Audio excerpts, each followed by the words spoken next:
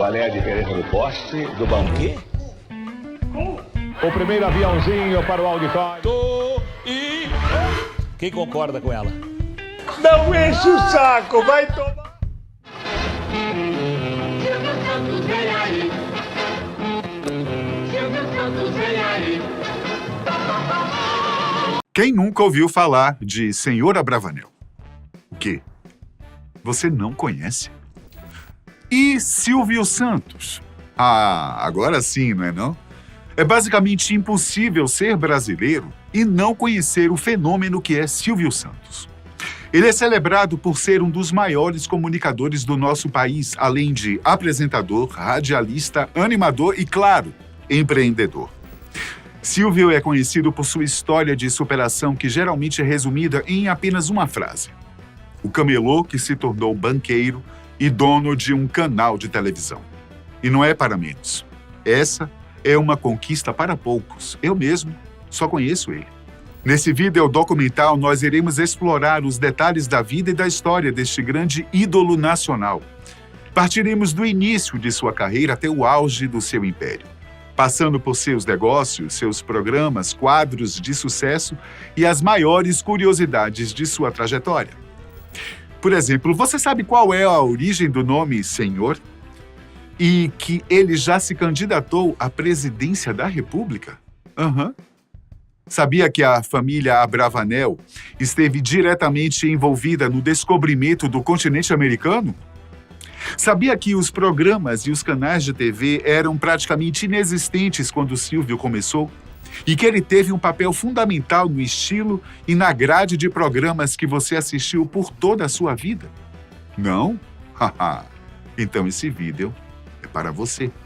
Silvio Santos, ou melhor, Senhor Abravanel, nasceu no dia 12 de dezembro de 1930 na Lapa, bairro tradicional do Rio de Janeiro. Seus pais eram imigrantes. Alberto Abravanel era grego, natural de Salônica, e Rebeca Caro era turca, de Esmirna. Eles se conheceram no Rio de Janeiro e tiveram 6 filhos, 3 homens e 3 mulheres. Mas Silvio tem um fato muito interessante sobre seus antepassados, que vai muito além de sua família nuclear. Muito além mesmo.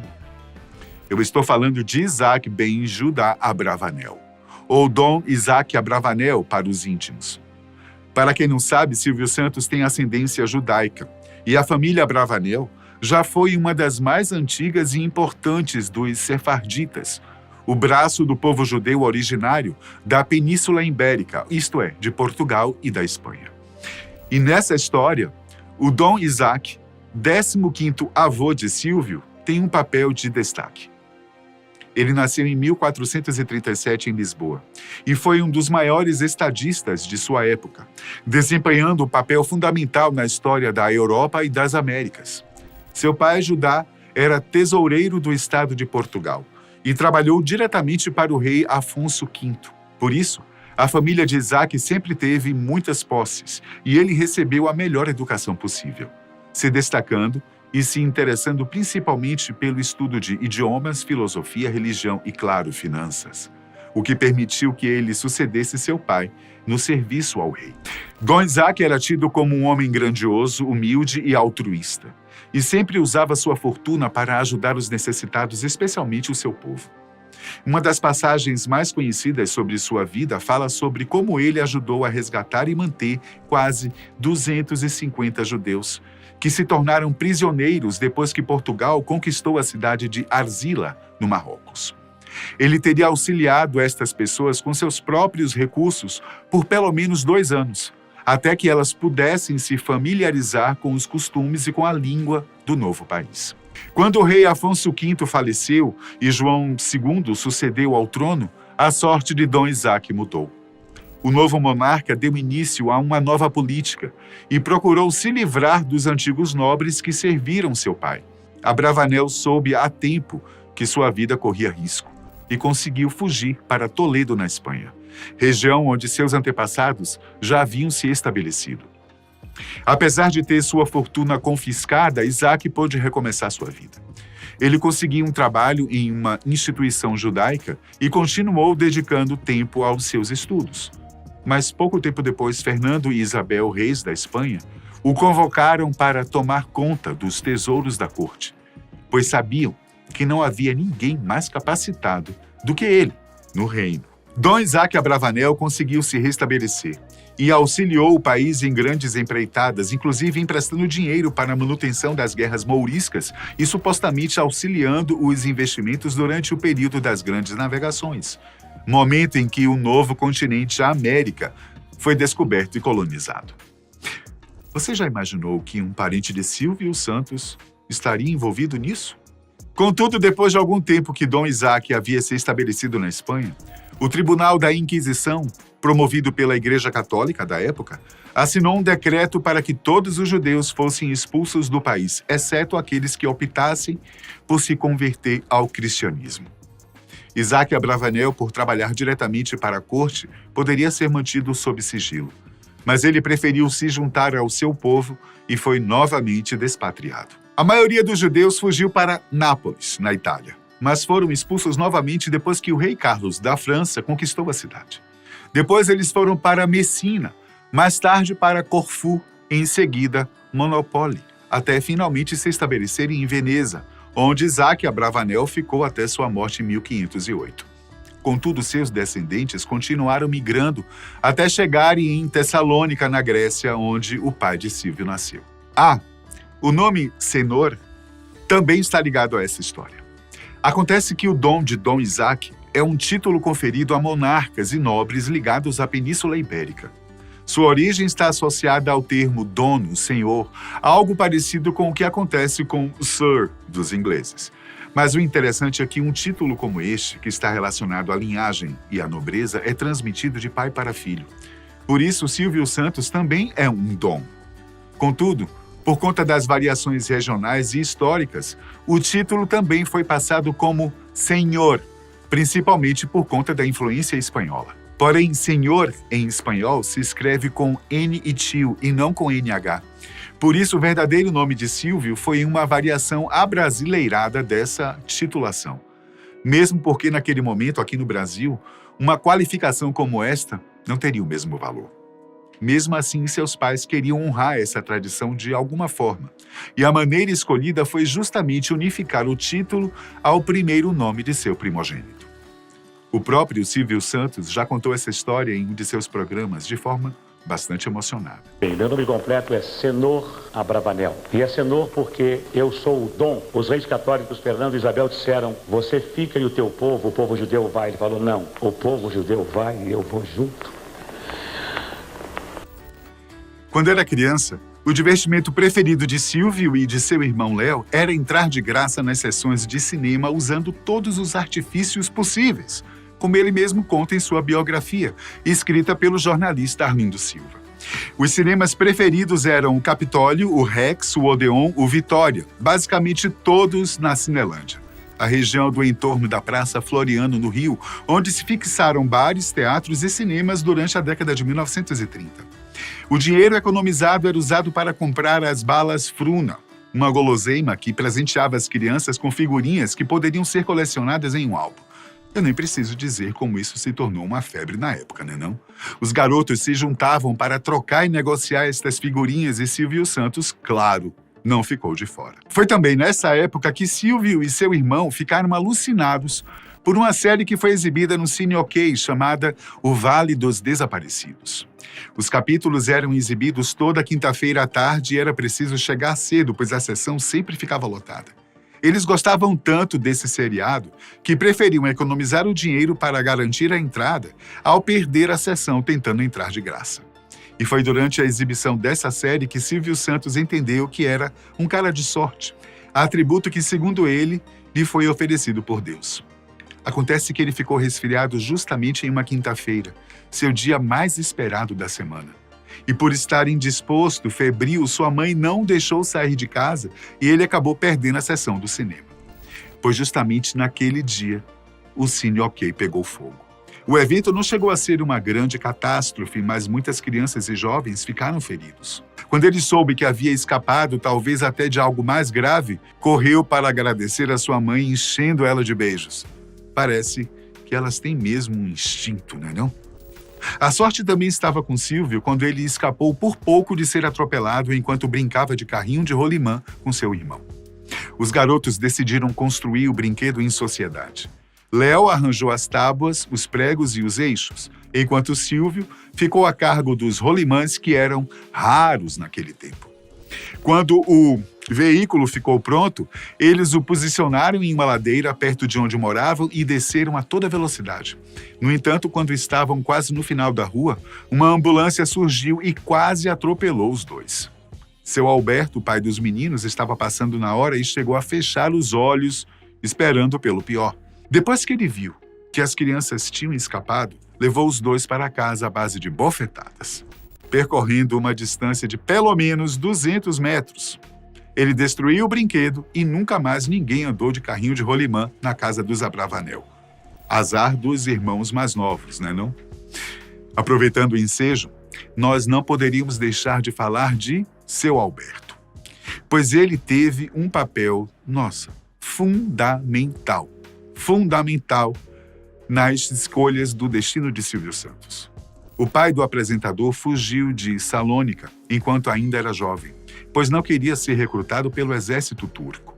Então ele foi para Atenas trabalhar como jornaleiro, mas como não tinha perspectiva de futuro, acabou partindo para Marsella, na França, onde poderia ter um futuro mais promissor.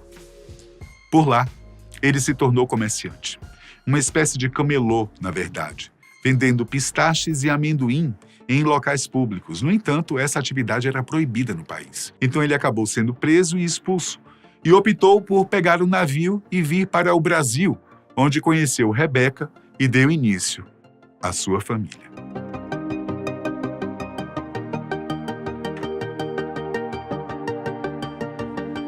Como Alberto falava vários idiomas, seu primeiro trabalho por aqui foi como guia de turistas, orientando os passageiros que chegavam no porto. Depois de juntar algumas economias, ele abriu uma lojinha na Praça Mauá, de frente para o cais, onde também trabalhava com o público estrangeiro, vendendo bugigangas e souvenirs para quem viesse visitar o nosso país. Os negócios de seu Alberto eram prósperos. Parece que ele tinha um talento nato para o comércio, mas, infelizmente, ele enfrentava um grande problema: o vício em jogos de azar. Silvio conta em sua biografia que o pai ganhava na loja de dia gastava à noite nos cassinos. E isso fazia com que a família tivesse sérios problemas financeiros. A situação era tão grave que Alberto chegou a perder a sua loja, o que piorou ainda mais a crise familiar. Foi nesse contexto que Senhor Abravanel decidiu que precisava se virar, tanto para conquistar as coisas que ele queria como para ajudar seus pais e irmãos. Nesta época, o jovem Silvio tinha apenas 14 anos e estava cursando o 2º ano de contabilidade na Escola Técnica de Comércio Amaro Cavalcante. Ele abandonou os estudos por um breve período e passou a vagar nas ruas procurando o que fazer. Ele chegou a ganhar algum dinheiro apostando em jogos de sinuca nos bares da Lapa, mas logo percebeu que aquilo não lhe renderia nenhum futuro. Mas havia uma coisa que lhe chamava a atenção de modo muito especial: os camelôs que se concentravam na Avenida Rio Branco e na Rua Uruguaiana, no centro do Rio de Janeiro. Silvio chegou a verificar os salários nos comércios e nas repartições públicas e chegou à conclusão que as pessoas trabalhavam muito em troca de baixos salários, o que para ele não valeria a pena. Mas vendo os camelôs, ele percebeu que poderia ter um emprego bem remunerado e que não lhe tomaria muito tempo, o que inclusive permitiria que ele retomasse os estudos e se formasse em contabilidade. Silvio Santos era muito visionário em todos os aspectos. Naquele momento, o Brasil estava passando por um furor muito grande na política. Era 1945 e Getúlio Vargas, que estava no poder desde 1930, havia sido deposto, e as eleições para a presidência da República estavam marcadas para 1946. Fazia 15 anos que não se votava no nosso país. Portanto, uma grande euforia tomou conta dessas primeiras eleições. As pessoas corriam para tirar seus títulos e falavam sobre isso a todo instante. Foi nesse contexto que Silvio viu um homem vendendo capas plásticas para título de eleitor na Avenida Rio Branco.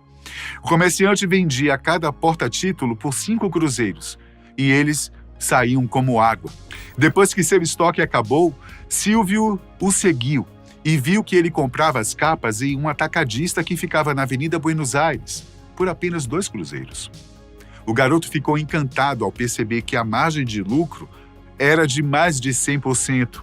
Por isso ele não pensou 2 vezes ao dar o que tinha no bolso para comprar uma carteirinha e foi correndo para a Avenida Rio Branco para vendê-la.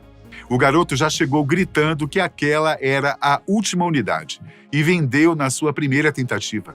Ele voltou no atacadista e comprou umas 2 capas com o dinheiro que tinha ganhado. Voltou para o centro, guardou uma no bolso e sacudiu a outra no ar, dizendo que era a última, e vendeu rapidamente.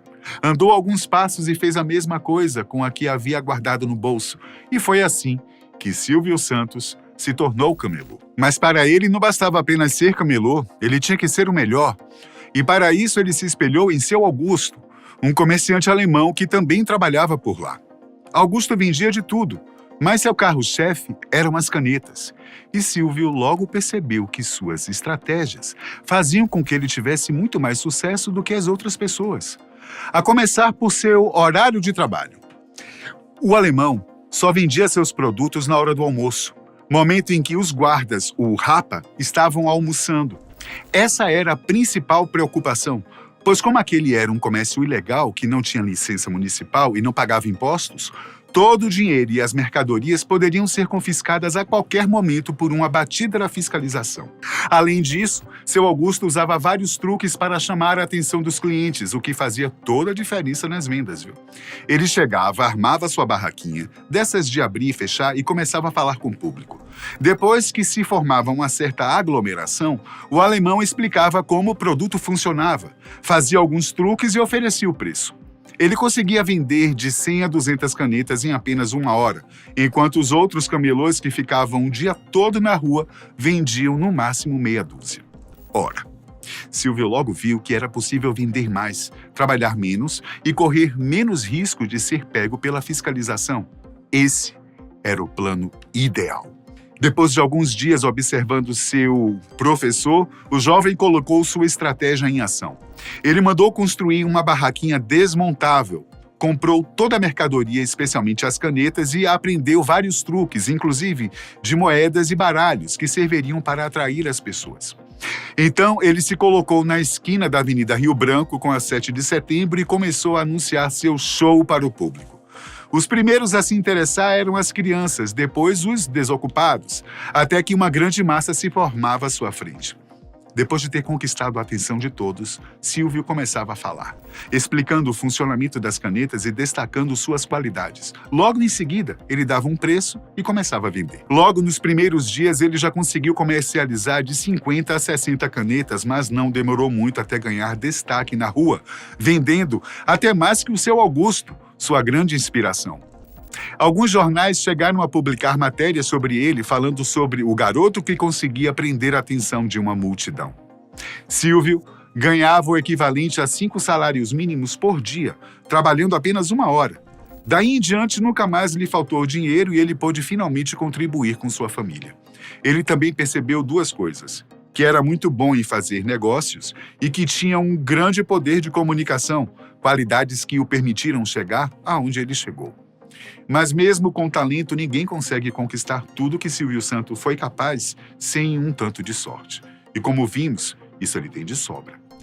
Esse elemento foi essencial para fazer a transição do comerciante para o showman, deixando claro para o jovem Silvio que o seu dom também poderia ser usado para entreter, animar, se comunicar com as pessoas.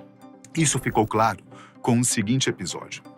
Enquanto trabalhava como camelô, Silvio tinha 2 assistentes. Pedro Borboleta, o sobrinho do Adolfo Bloch, dono da Manchete, que era o seu farol, a pessoa que fazia a primeira compra para deslanchar as vendas caso o público estivesse tímido, e Léo, seu irmão, que ficava de vigia na esquina para avistar sobre a chegada do Rapa. Mas mesmo sendo assessorado, nem sempre Silvio podia escapar da fiscalização. Ele chegou a perder sua mercadoria várias vezes. Mas ele também foi capaz de se livrar das represálias com sua retórica, colocando até a população a seu favor e contra os guardas. Até que um dia, o diretor da fiscalização da prefeitura, Renato Meira Lima, quis levar Silvio para o distrito para prendê-lo. Sabe por quê, gente? por vadiagem, a fim de impedi-lo de exercer a função de camelô. Mas depois que o oficial o viu trabalhando, observando que era jovem e estudante e que sabia falar muito bem, preferiu lhe dar um cartão para que ele fosse procurar um amigo na Rádio Guanabara, pois ele viu que o seu talento poderia ser aproveitado por lá. Silvio Santos foi, e por coincidência ou sorte, estava sendo realizado um concurso de locutores em que participaram cerca de 300 candidatos, entre eles Chico Anísio, José Vasconcelos e Celso Teixeira. Uma turma bem tranquila, né não?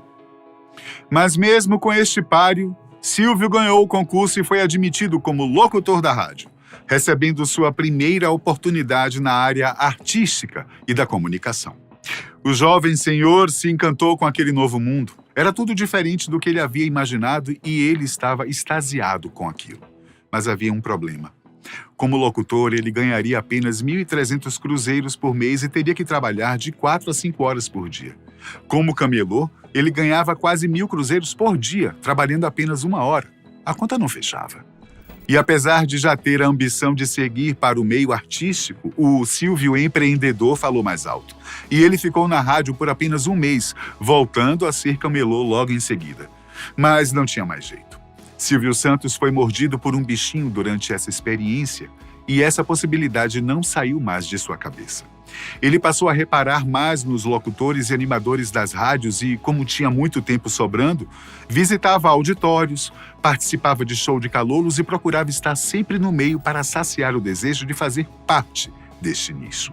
Aliás, foi nessa época que o senhor Abravanel deu lugar ao codinome Silvio Santos. Segundo ele, seu nome já estava batido entre os shows de calouros, pois costumava ganhar com muita frequência. Certo dia, quando foi participar do programa do Jorge Cury, ele disse ao produtor que se chamava Silvio, porque era como sua mãe o chamava às vezes, por conta de seu sotaque. Quando o produtor perguntou Silvio de quê, ele disse dos Santos, afinal, todo santo ajuda.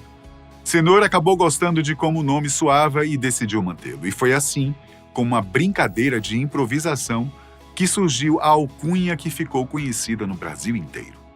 Alguns anos mais tarde, quando fez 18 anos, Silvio foi convocado para servir no Exército.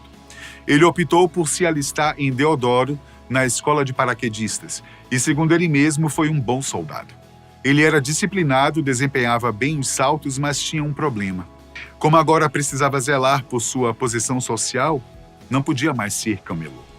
Imagine o escândalo que seria um soldado do Exército ser preso pela Polícia Militar por praticar comércio ilegal, sobretudo para aquela época. Assim, Silvio deixou o comércio, mas voltou para a rádio, que já estava lhe fazendo falta. Na Rádio Mauá havia um programa famoso comandado por Silveira Lima, e um de seus locutores era Celso Teixeira, que Silvio já conhecia. Como tinha folga aos domingos, Silvio Santos pediu uma oportunidade e conseguiu se tornar locutor, mesmo sem receber nada, apenas para lhe satisfazer com uma atividade que lhe agradava. Com essa nova experiência, Silvio passou a encarar a profissão de radialista com outros olhos, enxergando algo muito mais sério, mais nobre e não só pelo aspecto financeiro como havia feito antes. Assim, depois que deixou o Exército, ele começou a se dedicar a isso e acabou sendo contratado pela Rádio Tupi, acompanhando Silveira Lima, que também tinha mudado de estação. Com esse novo emprego, ele ganhava apenas 2.000 cruzeiros, o que não era suficiente. Mas ao invés de voltar a ser camelô, Silvio preferiu seguir em frente e evoluir, inclusive em sua visão de comerciante. Ele passou a vender cortes de fazenda, relógios, joias, colares e sapatos, sob medida, em repartições públicas e escritórios, mas não deixou a rádio. E ainda fazia algumas figurações na TV Tupi. Pouco tempo depois, ele recebeu uma proposta e foi trabalhar na Rádio Continental, que possuía estúdios em Niterói, e foi aqui que sua vida mudou para sempre. Silvio Santos passou a trabalhar das 22 horas até a meia-noite e, como morava no Rio, precisava pegar a última balsa para voltar para casa, que saía por volta de 00h15. Nesse trajeto, que era tranquilo, pacato, Silvio conheceu muita gente. Havia toda a sorte de trabalhadores noturnos, como dançarinas, seguranças, garçons, faxineiras, acompanhantes. Então, nosso empreendedor teve uma ideia: colocar um serviço de alto-falante na balsa para animar as viagens que eram paradas demais. Novamente o empresário falou mais alto. Silvio pediu demissão da Continental e, com o acerto que recebeu, incluindo férias, aviso prévio e indenização, foi até uma loja de eletrodomésticos para adquirir os equipamentos necessários para o novo empreendimento. Como o valor ainda não era suficiente, ele ofereceu a anunciar os produtos da loja por 1 ano grátis, caso eles oferecessem o restante dos dispositivos que ele precisava. Eles toparam. Então Silvio contratou 4 locutores, incluindo seu irmão Léo, e passou a animar todas as viagens que as barcas do Rio de Janeiro faziam durante o dia e durante a noite. No intervalo das músicas, os locutores faziam os anúncios e esse acabou se tornando um grande negócio. Tão grande que Silvio Santos deixou de ser locutor para trabalhar como corretor de anúncios em tempo integral.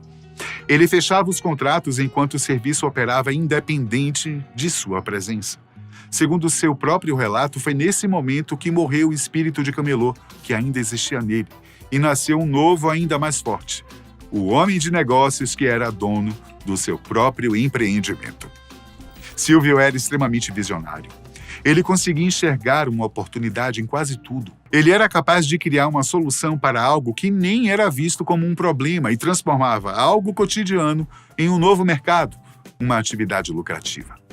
Prestem atenção no que aconteceu a seguir. Depois que a estrutura de alto-falantes das balsas estava pronta e que seu novo negócio se estabilizou, os horários de Silvio e da sua empresa ficaram mais ajustados. Durante a semana, os barcos chegavam a carregar quase 2.000 pessoas, e especialmente na hora do rush, porque a maioria do público usava o transporte para se locomover até o trabalho. Mas nos sábados à tarde o comércio fechava e aos domingos também, e esses eram os dias de folga da empresa de Silvio Santos. Como ninguém é de ferro, ele também aproveitava a oportunidade para descansar. E a praia e a grande febre do momento era visitar a ilha de Paquetá, que ficava 2 horas de balsa saindo do Cais do Rio. Se as viagens até Niterói já eram monótonas demais para Silvio Santos, imagine ficar 2 horas, sem fazer nada, em pleno domingo. Depois de fazer esse trajeto 2 ou 3 vezes, ele resolveu ligar o som para animar as pessoas.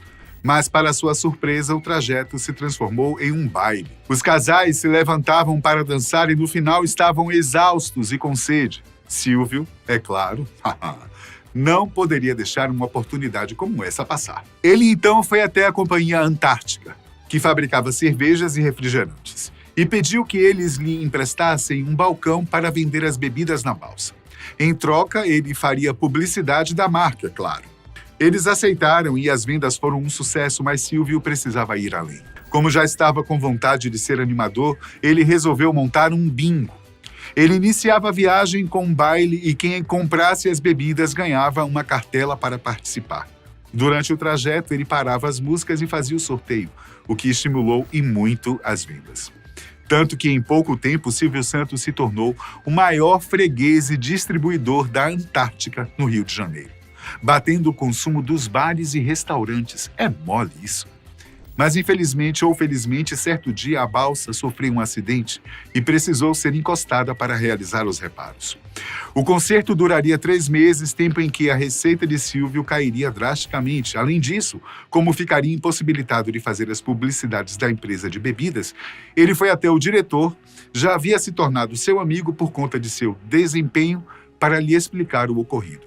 O diretor da Antártica, que era paulista, aproveitou o ensejo para convidar Silvio Santos para conhecer São Paulo, já que ele jamais deixaria o Rio de Janeiro enquanto os negócios estivessem funcionando. Silvio, para não ser antipático, aceitou. E vejam como a sorte estava prestes a sorrir para ele novamente. Como estava basicamente de férias, Silvio se hospedou no centro da cidade e aproveitava o tempo para conhecer a capital paulista. Certa noite ele foi para o famoso cruzamento da Avenida Ipiranga com a Rua São João, onde ficava o Bar do Jeca, e acabou encontrando um velho amigo com quem tinha trabalhado na Rádio Tupi. Este amigo perguntou se ele ainda estava trabalhando como locutor no Rio, e Silvio explicou que agora estava no ramo da publicidade, com os anúncios veiculados nas balsas. Mesmo assim, sabendo de sua paixão e de seu talento, seu ex-companheiro comentou que a Rádio Nacional estava precisando de novos locutores, mas não conseguia encontrar ninguém que estivesse à altura do cargo. Silvio não queria fazer o teste, mas perguntou se havia algum concurso de calouros em andamento. E sim, havia um que pagava 200 cruzeiros ao ganhador, e como o empresário não dispensava boas oportunidades, decidiu arriscar para fazer uma renda extra. No entanto, chegando lá, ele foi impedido de se inscrever, pois o produtor sabia que ele havia sido locutor profissional no Rio.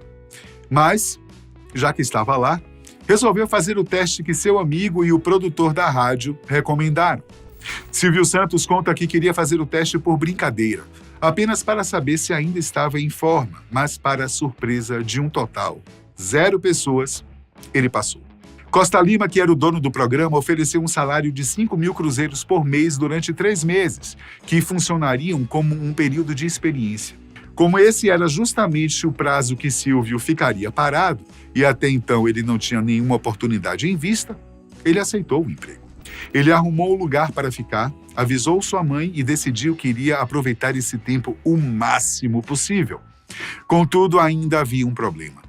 Antes da balsa estragar, Silvio havia substituído o bar de madeira por uma estrutura de aço inoxidável, melhor e mais resistente. Mas isso lhe rendeu uma dívida de 150 mil cruzeiros, que foi a quantia que ele usou para fazer o investimento. O salário na rádio era bom, mas não o suficiente para quitar sua dívida. Então ele decidiu abrir outro bar, ali mesmo em São Paulo, para recuperar o prejuízo. Ele conseguiu um sócio, trouxe a estrutura que estava enferrujando na balsa e abriu o estabelecimento na esquina da rua Ana Sintra com a Palmeiras, em frente à igreja de Santa Cecília. Você pode até achar que tem visão de empreendedor, mas isso aqui já está em outro nível. O bar funcionou bem e aumentou consideravelmente a sua renda, mas ainda não era suficiente. Então ele teve a ideia de lançar uma revistinha chamada Brincadeiras para Você, que incluiria palavras cruzadas, charadas, anedotas e seria distribuída para os comércios, ofertadas gratuitamente para seus fregueses. Mas como seria possível ganhar dinheiro com isso? Com a venda de anúncios, é claro. Como Silvio achou que não seria o bastante, ele também começou a fazer shows em circos. Com todas essas atividades somadas, ele conseguia ganhar cerca de 30 a 40 mil cruzeiros por mês, o que permitiu que ele liquidasse a dívida que tanto lhe preocupava. Provavelmente ele não tinha se dado conta, mas aqui se iniciava outra importante etapa de sua vida. Seu papel no circo era cuidar da animação. Era ele quem coordenava o espetáculo e apresentava as atrações. O problema é que a plateia estava quase sempre mal-humorada, porque os artistas faziam pelo menos 3 shows por dia, o que sempre gerava atrasos. Por isso, Silvio era obrigado a fazer piadas, cantar e lidar diretamente com o público para distraí-los de alguma forma. Essa era a sua maior dificuldade, seu maior desafio. E às vezes ele ficava com tanta vergonha que ficava vermelho, o que lhe rendeu o apelido de Peru que Fala. Mas foi essa mesma dificuldade que, depois de superada, lhe rendeu um de seus papéis mais ilustres, o carro-chefe que todos conhecemos, o Silvio Santos, animador. O apresentador ganhou papel de destaque nessas apresentações ao ponto dessas caravanas de artistas ficarem conhecidas como Caravanas do Peru que Fala. E esse nome caravana não é estranho para você, né não? É assim que eram chamados os comboios de carros, trailers, carretinhas e caminhões que carregavam as atrações e suas estruturas, mas Silvio Santos continuou usando o termo nos seus programas, identificando os comboios que levavam sua plateia para os auditórios. Luciana. Não, e com a caravana da Vila Ema. Caravana da Vila Ema. Caravana de onde, Lilian? Vermelhinho do Matará. Caravana de onde? Piraporinha. Muito bem, caravana de Piraporinha. O problema desse novo negócio é que ele não era tão lucrativo. Silvio precisava alugar toda a infraestrutura, os carros, pagar os artistas, além de ter que fazer grande parte do trabalho sozinho, como anunciar o espetáculo, apresentá-lo, correr atrás de investidores, patrocinadores, nossa. Foi então que ele começou a levar as caravanas para animar comícios políticos, o que lhe renderia um pouco mais de dinheiro, mas o obrigava a trabalhar ainda mais. Silvio saía de casa cedo e chegava de madrugada. Ele chegou a perder 5 quilos, mas conseguiu aguentar até o final do período de campanha política. Todo esse esforço e dedicação não foi em vão. Ao final, ele tinha um Jeep novo que poderia ser usado em outros trabalhos, uma nova experiência em animar e lidar com o público, além de ficar muito mais conhecido. Tanto que chamou a atenção de um importante radialista e político na época, Manoel de Nóbrega. Esse mesmo, o pai do Carlos Alberto do programa A Praça é Nossa.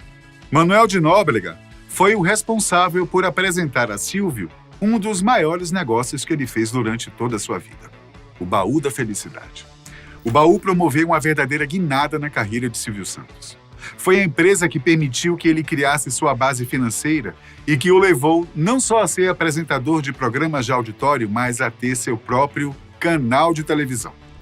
O Baú nasceu no final da década de 1950. Naquela época, havia várias empresas com um modelo de negócio parecido, como as Cestas de Natal Amaral e as Cestas de Natal Columbus. Basicamente, as pessoas compravam um carnê e pagavam as prestações ao longo de todo o ano. No final, eles poderiam retirar um prêmio, que em geral eram cestas com alimentos para preparar uma cesta de Natal. Vendo isso, um comerciante alemão resolveu criar algo parecido, mas ao invés dos produtos natalinos, oferecia uma cesta de brinquedos para atrair a atenção dos pais e, claro, das crianças. Com isso em mente, o homem foi até Manoel de Nóbrega e o convidou para ser seu sócio, sendo que sua parte seria financiar os anúncios da venda dos carnês na Rádio Nacional. Manoel topou, mas ele nunca fez questão dessa empresa. Ele sequer visitou a sede e não estava a par de praticamente nada. Só realizava os anúncios usando sua imagem e o tempo que ele tinha na programação da estação de rádio. O problema é que o comerciante alemão não conseguiu tocar o negócio. No final do ano, a companhia não tinha capital para oferecer as cestas para os compradores e as pessoas insatisfeitas iam até o radialista para tirar satisfação e cobrar providências. Pois era ele quem parecia estar à frente, tudo por conta das publicidades. Cansado e com medo de ter sua reputação manchada, Manoel pediu a Silvio para que cuidasse desse problema. Ele pediu ao amigo para ir à sede do Baú, fechar o negócio e devolver o dinheiro às pessoas que o solicitassem. Afinal, enfrentar o prejuízo seria melhor do que comprometer o futuro de sua carreira. De início, Silvio recusou, pois já estava muito atarefado, mas resolveu ajudar o amigo. A sede do Baú da Felicidade ficava em um porão. Os funcionários não sabiam responder às perguntas que Silvio fazia. O livro de contabilidade estava uma bagunça e os vendedores passavam a perna nos compradores e nos patrões. Tudo ia de mal a pior. Mas apesar de tudo isso, depois de passar 4 ou 5 dias lidando diretamente com o público, oferecendo as desculpas e devolvendo os valores, Silvio Santos percebeu que, fazendo do jeito certo, aquele poderia se tornar um grande negócio. Olha o empreendedor atacando novamente. Silvio trocou o modelo dos baús que levavam os presentes, que segundo ele pareciam caixões em miniatura. Demitiu uns funcionários fraudulentos, desenvolveu novas táticas para a venda dos carnês, quitou as dívidas e fez novos contratos com fornecedores, inclusive com empresas grandes, como a Estrela, que fazia brinquedos, e a Nadir Figueiredo, que fazia aparelhos de jantar. Manoel de Nóbrega ficou preocupado, afinal de contas, seu pedido inicial era para que Silvio fechasse o negócio e não fizesse investimentos nele, mas decidiu confiar no amigo. O começo nunca foi fácil, como nunca é. Silvio Santos teve problemas com estes primeiros investimentos, porque as vendas não iam tão bem quanto ele esperava, mas ele sempre tinha uma carta na manga. Ele chamou os artistas que trabalhavam com ele nas caravanas e foi para as praças públicas fazer shows. Quem comprasse um carnê do Baú da Felicidade ganhava um número para participar de um sorteio. Ao final da programação, algum aparelho ou brinquedo era rifado para o público, e isso, aliado à nova administração, fez com que o Baú se tornasse um grande sucesso. Depois que a empresa estava estabilizada, Silvio Santos chamou Manoel para partilhar os lucros, mas o radialista não quis. Ele disse que nunca tinha feito nada. Todo o trabalho e dedicação para aquela empresa veio de Silvio. Por isso, ele preferiu abrir mão de sua parte. Aceitando apenas o que o amigo lhe pagasse, o valor que ele tinha tido de prejuízo no início. E isso, depois de muita insistência. Silvio Santos já era famoso nas rádios, já era um sucesso nos negócios. O que lhe restava? Ir para a televisão, é claro. Pode não parecer, mas até isso era um movimento arriscado para a época. A rádio era o que realmente comandava os meios de comunicação e os aparelhos de televisão estavam restritos às casas de pessoas ricas. Quase ninguém tinha acesso. Mas não podemos duvidar da capacidade visionária de Silvio. Ele sabia que o futuro estava ali. Seu primeiro programa foi ao ar em 1961, transmitido pelos estúdios da TV Paulista. Era um programa noturno chamado Vamos Brincar de Forca, baseado no jogo clássico. Logo de cara, Silvio conseguiu vários patrocínios e a atração se tornou um grande sucesso. O formato o acompanhou por várias décadas e mais recente foi repaginado no Roda Roda Jequiti, que é bancado pela rede de cosméticos do conglomerado Silvio Santos. Com essa nova mentalidade, essa nova maneira de alcançar o público, Silvio teve outra grande ideia. Ele percebeu que os domingos eram tediosos para a maior parte da população. Algo parecido com o que acontecia durante as viagens de balsa anos atrás. Como a programação da TV ainda era muito incipiente, não havia nada na grade. Então ele resolveu se lançar. Silvio estreou um programa de shows, brincadeiras, prêmios, com base no Baú da Felicidade, que ia ao ar do meio-dia às 14 horas. Assim, nasceu o programa Silvio Santos, que em pouco tempo tomou conta das tardes de domingo da população brasileira. E uma curiosidade. Em 1993, este programa entrou para o Guinness Book como o mais longevo da história. Atualmente, a marca já foi superada, mas ninguém é capaz de tirar o mérito de Silvio, não é não? Foi nessa época, no início de sua carreira na TV, que Silvio se casou com sua primeira esposa, Maria Aparecida Vieira Abravanel, ou Cidinha, como ele a chamava. Contudo, o apresentador se mantinha bastante reservado em relação à sua vida pessoal e procurava fugir de perguntas investigativas, pois achava que era necessário manter certo mistério para atrair a atenção e a curiosidade do público. Cidinha também era bastante reservada, apesar de ter uma personalidade marcante, e dizia que não se incomodava de ficar atrás das câmeras. Ela só apareceu em público em 1970, depois de quase 10 anos que estavam casados. Com ela, Silvio teve sua primeira filha, Cíntia, além de Silvia, que foi adotada. Cidinha faleceu em abril de 1977, vítima de câncer. Por falar nisso, em 1966, a TV Globo comprou a emissora em que Silvio fazia seus programas, mas o apresentador continuou, mesmo com os novos donos, e renovou seu contrato por mais 5 anos. No começo até que ia tudo bem. Silvio Santos já era um grande nome, fazia muito sucesso e a parceria rendia bem para ambos os lados, mas quando estava prestes a renovar o contrato em 1971, os problemas começaram. Acontece que os diretores da programação da TV Globo criaram vários problemas para manter Silvio Santos na emissora. O contrato seria renovado, mas sob novas bases. Eles queriam dar uma cara nova para o canal, mas os programas de Silvio eram populares demais e isso precisaria mudar.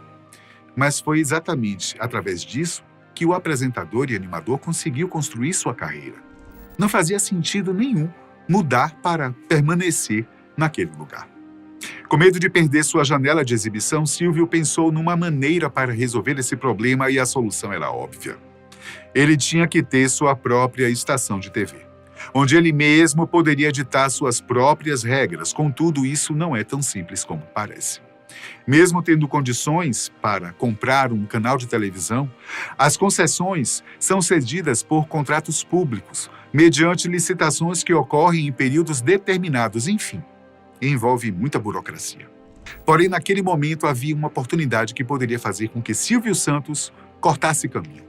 A TV Record, que era comandada pelos sócios Paulinho Machado de Carvalho e João Batista Amaral, o Pipa, era uma das maiores emissoras do país e estava com 50% das suas ações à venda. Era a saída perfeita. Como você deve imaginar, montar um canal de televisão é extremamente caro e carece de um investimento estratosférico, mesmo que seja possível comprá-lo pronto, como seria o caso das ações da TV Record.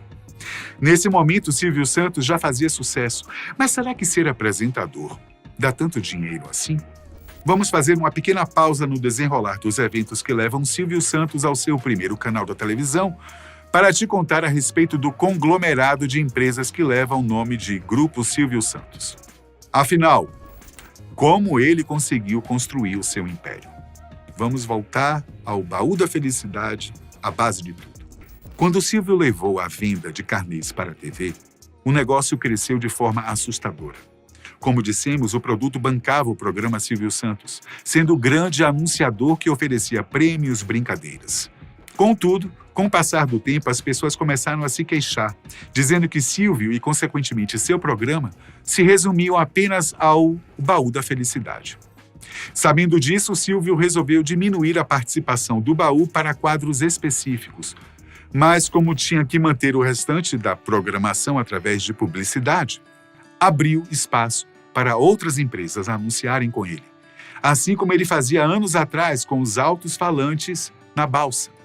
Nascia a Publicidade Silvio Santos Limitada, que se uniu à BF Utilidades Domésticas e Brinquedos, que era a razão social por trás dos carnês do baú.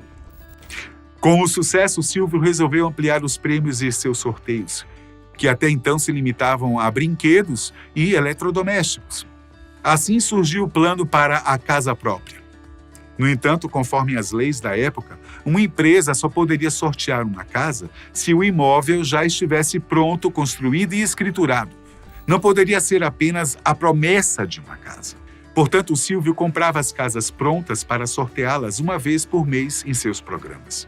Mas isso gerava alguns problemas, pois nem sempre era possível comprar 5, 10 casas ao mesmo tempo, no mesmo conjunto ou da mesma empresa, e ele precisava de pelo menos 12 por ano. Assim surgiu a terceira empresa do grupo, uma construtora. O problema é que depois de fazer as casas que seriam sorteadas, a equipe ficava ociosa. Mas para Silvio Santos isso não era um problema, e sim uma solução. Assim, este ramo do conglomerado começou a atuar no mercado imobiliário e construir casas e edifícios comerciais para serem vendidos na cidade de São Paulo. Não tem jeito. O homem é uma máquina de fazer dinheiro. Para quem não se lembra, o Baú da Felicidade tinha lojas físicas, onde as pessoas podiam trocar os prêmios de seus carnês ou adquirir novos produtos, assim como funciona com qualquer loja varejista. Para isso, as lojas vendiam no crédito, pois quase ninguém podia comprar esses equipamentos à vista. A grande questão é que, na época, quando se vendia uma mercadoria a prazo, o comerciante precisava recolher os impostos ao governo à vista, e isso gerava inúmeras questões fiscais.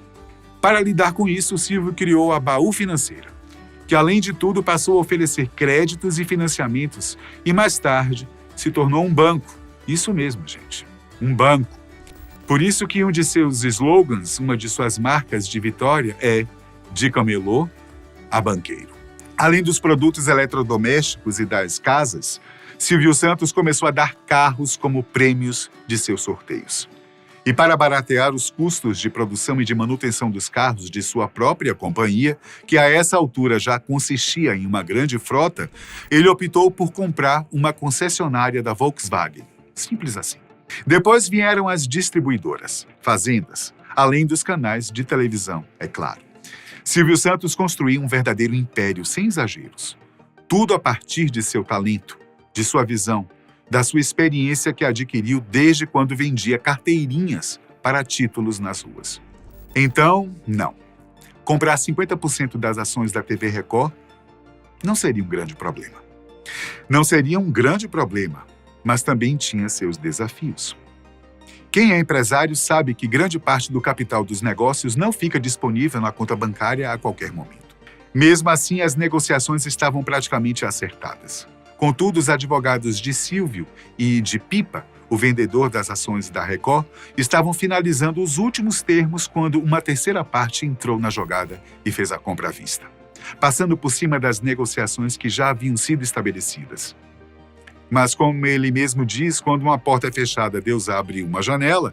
Pouco tempo depois de ter o contrato com a Record frustrado, Silvio recebeu uma ligação de Roberto Marinho, o dono das organizações Globo. Eles conversaram bastante e Roberto disse que não queria perdê-lo, que iria tratar com seus diretores para manter o apresentador e seus programas na sua estação. Foi um alívio. Pelo menos o programa não iria acabar. Silvio Santos fechou com a TV Globo por mais 5 anos.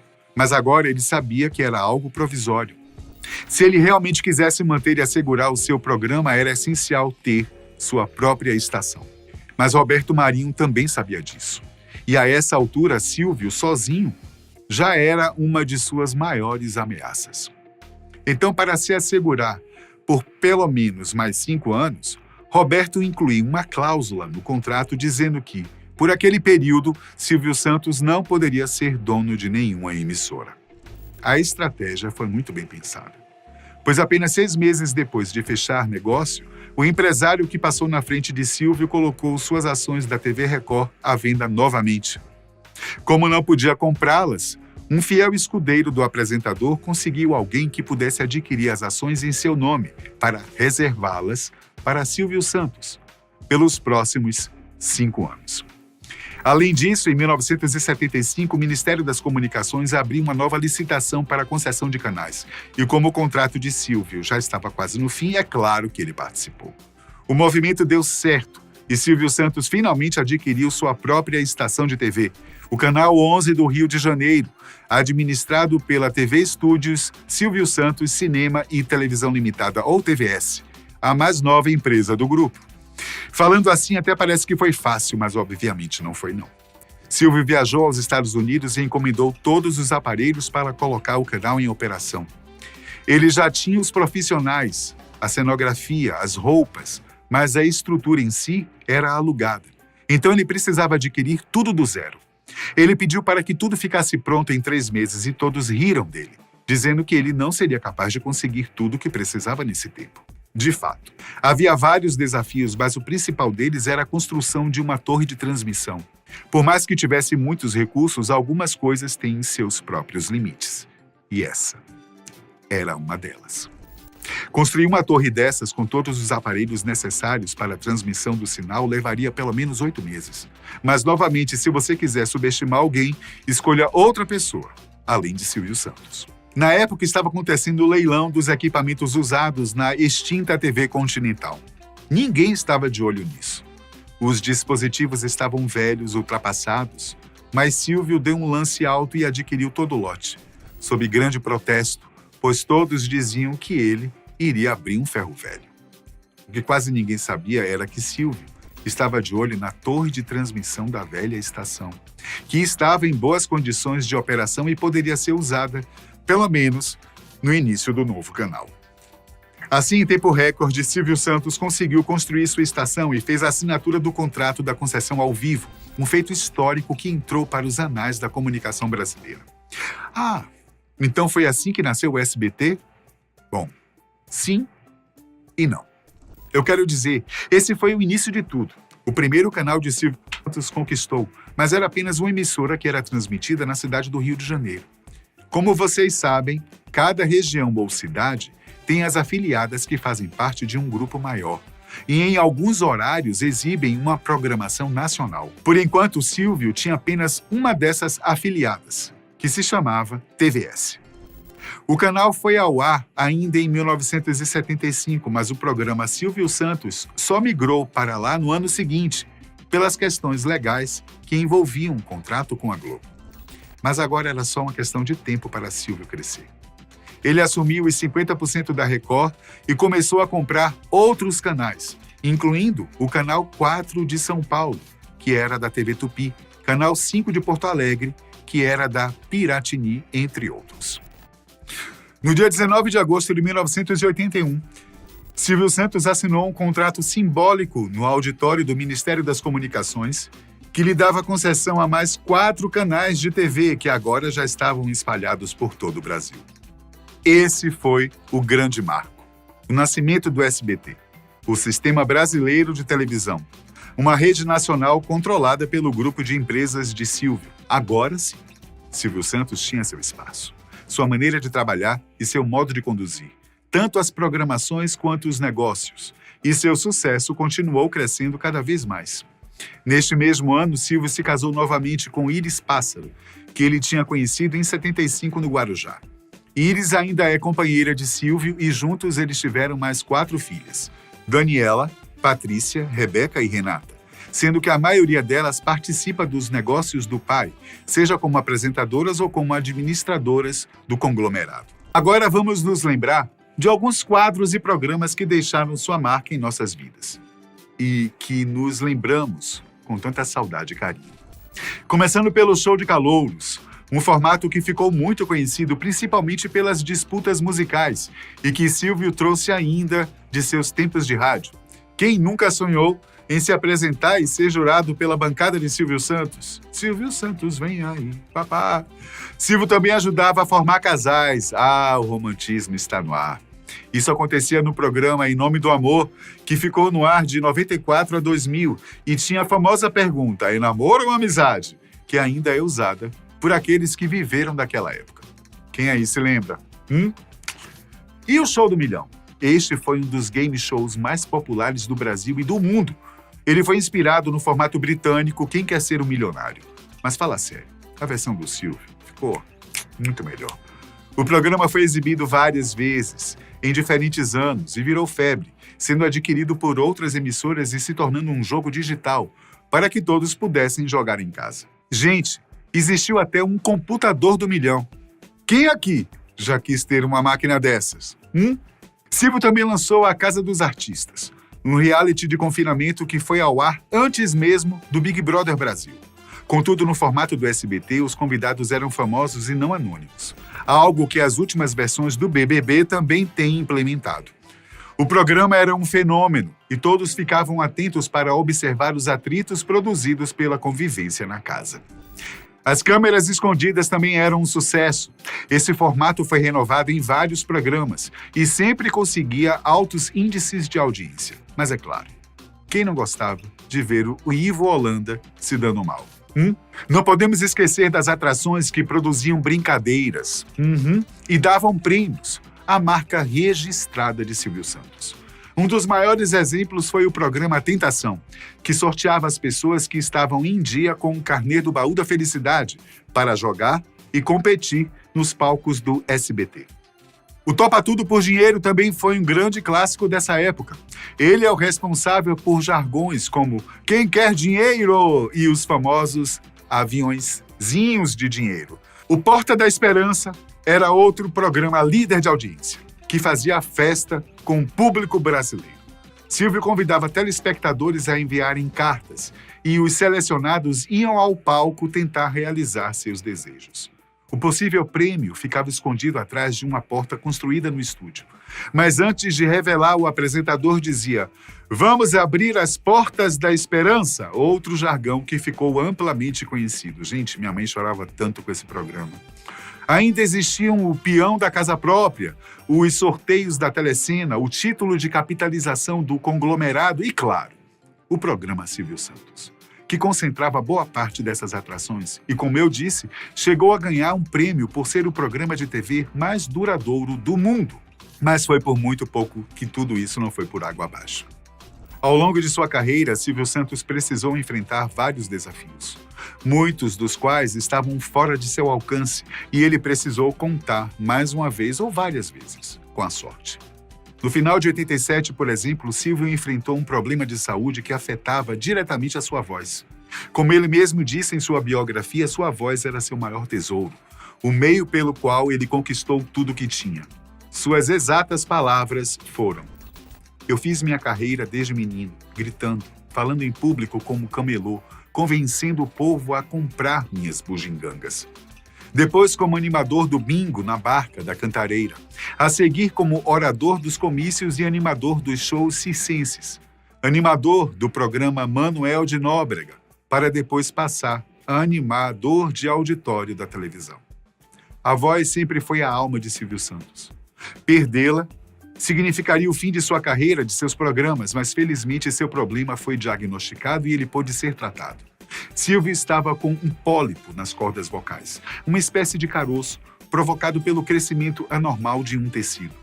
Isso causava um edema, um inchaço, que o deixava rouco. Ele se ausentou dos palcos e foi se tratar nos Estados Unidos por 4 semanas, voltando a se apresentar logo em seguida.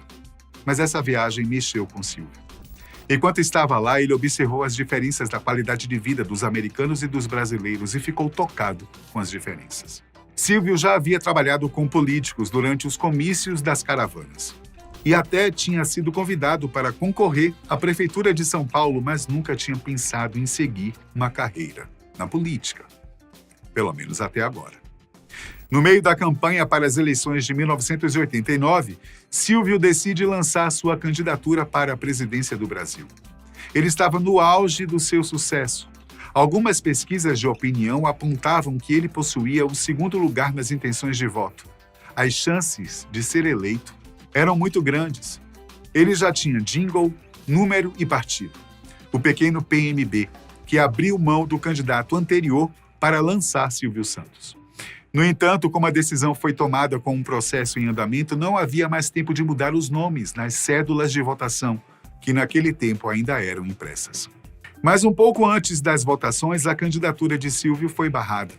Aparentemente, o partido havia feito menos convenções do que o necessário e o TSE impediu que ele seguisse em frente. Silvio Santos poderia ter recorrido, mas preferiu deixar isso de lado. Quase uma década depois, outro susto. O sequestro da família Abravanel. A primeira vítima foi sua filha Patrícia, que foi pega numa emboscada quando chegava em casa, vindo da faculdade. Ela ficou presa por 7 dias e foi liberada mediante o pagamento de um resgate de R$500 mil, segundo as informações da época. 2 bandidos foram presos, mas 2 conseguiram fugir. Um deles, Fernando Dutra, estava temendo por sua vida e voltou a invadir a casa da família. Ele fez todos que estavam na casa de refém, mas no final ficou apenas com Silvio, pois os outros conseguiram escapar em um momento de distração do bandido. Silvio Santos só foi liberado com a presença do então governador de São Paulo, Geraldo Alckmin, que garantiu que o criminoso não seria morto. Um susto, né? Silvio se manteve na TV e, com o tempo, foi possível perceber o quanto ele realmente era apaixonado pelo que faz. Apesar de todo o império construído ao redor do grupo Silvio Santos, sua verdadeira paixão nunca mudou, que é se comunicar e divertir as pessoas. Ele deixa isso claro em uma passagem no que diz que não nasceu dono de TV, mas animador de programas. E em outra, onde brinca que não recebe salário no SBT, mas apresenta seu programa de forma voluntária. Atualmente, Silvio está com 93 anos e sua saúde, é claro, não é a mesma. De acordo com o portal R7, a última vez que ele esteve no SBT foi em setembro de 2022. E desde então, seu programa passou a exibir reprises e mais recentemente foi assumido por sua filha Patrícia, a pessoa que mais está à frente dos programas que eram apresentados por Silvio Santos. Esse documentário está sendo produzido no final do mês de julho de 2024, poucos dias depois que Silvio deixou o hospital onde foi internado após ser diagnosticado com a infecção pelo vírus H1N1. Aparentemente, foi só mais um susto e a sorte continua ao lado do nosso grande animador. Silvio, esse vídeo é apenas uma singela homenagem a você e a sua família. De nós aqui da Fatos, que enxergamos na sua história uma grande inspiração. Muito obrigado por tudo, viu? Você é o cara. Até a próxima.